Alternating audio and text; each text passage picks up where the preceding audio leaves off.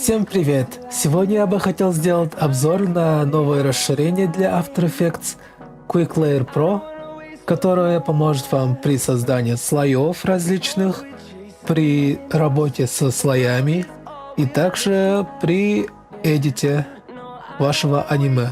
Давайте же приступим к обзору.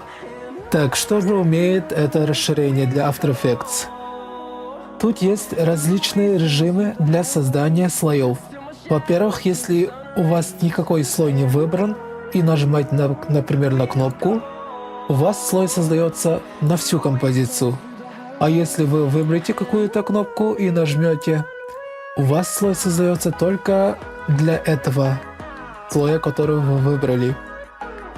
Давайте более детально разбираться об функциональностях этого расширения.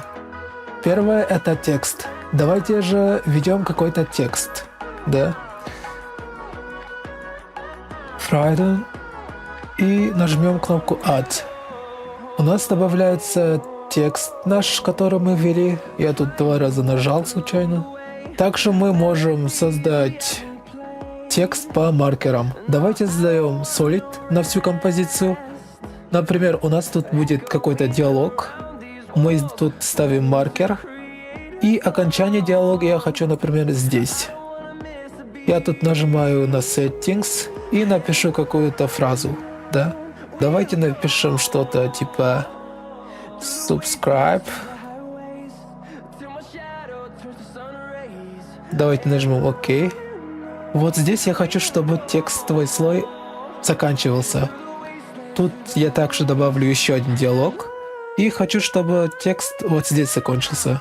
Да, ставлю маркер. Опять перехожу на настройки этого маркера. Напишу сюда like. И давайте еще один текстовый слой создадим. Так, поставим маркеры, 2 маркера. Здесь в настройках напишем comment. И вот так. Выбираем этот слой, нажимаем. Тут напишем markers. Markers. Нажимаем на кнопку Add. И текстовый слой у нас создается с вашими комментариями, с длительностью, которую вы установили, с помощью 2 маркеров. Давайте на этом закончим с текстовым слоем, переходим дальше. Мы также можем создать Solid слой. У меня тут проблемы с мышкой. При создании Solid у нас есть эффект Solid Color. С помощью него вы можете легко регулировать цвет, который хотите поставить на Solid. Давайте нажмем на Color. И тут выбираем, например, белый.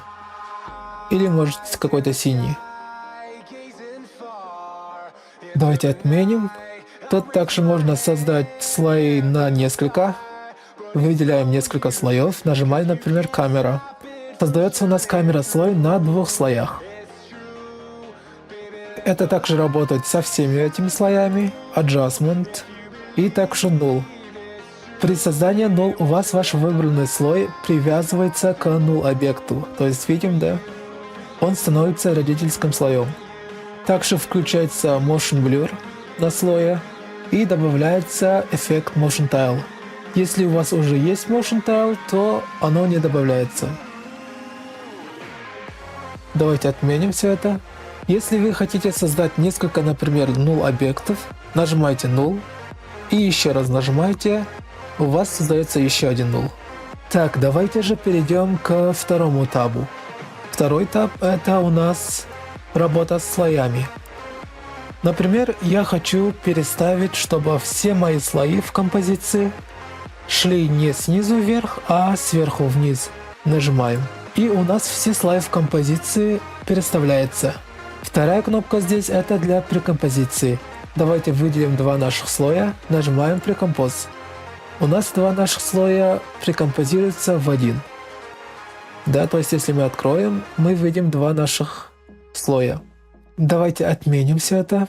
У нас также есть у прекомпоза 2 режима. Первый — это Single, когда у вас все выбранные слои прикомпозируется в одну прекомпозицию, как сейчас. Также есть второй режим. Вот здесь, если нажмете на надпись Single, у вас переключается режим. Когда вы нажимаете Precompose в этом случае, у вас прекомпозируется каждый слой отдельно. Давайте перейдем дальше. У нас есть кнопка для обрезки до OneFrame. То есть я здесь хочу создать OneFrame эффект. Я выбираю Adjustment Layer.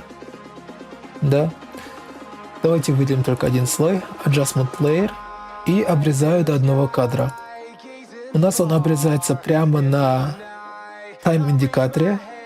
Если вы хотите, чтобы OneFrame был в конце, вы Time индикатор перемещаете в конец и нажимаете OneFrame.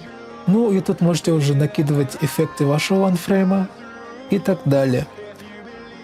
Также у нас есть быстрое создание кейфреймов анимации. Например, я хочу создать кейфрейм анимации в начале и в конце сразу же.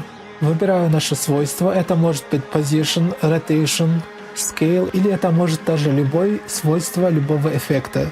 Вы просто выделяете его, нажимаете на кнопку, и у вас создаются кейфреймы.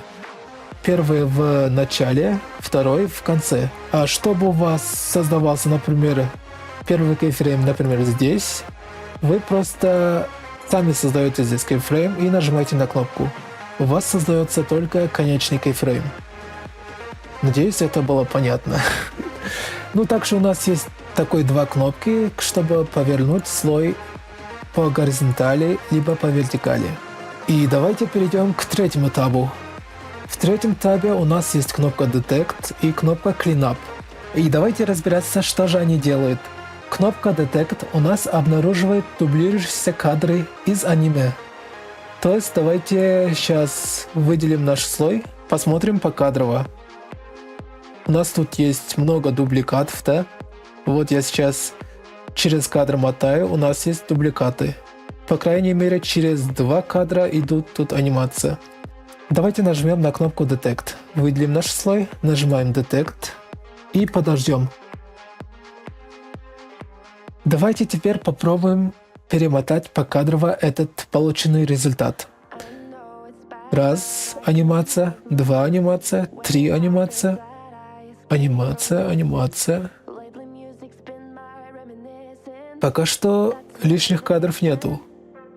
Да, он у нас справился. Давайте перейдем к второму слою, также попробуем его. У нас тут есть такая вот клип. Давайте его также попробуем. Нажимаем на кнопку Detect.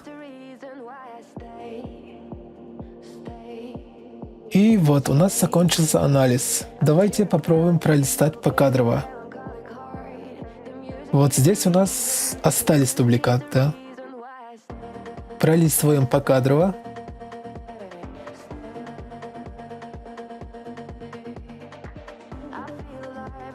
Так, у нас здесь все нормально.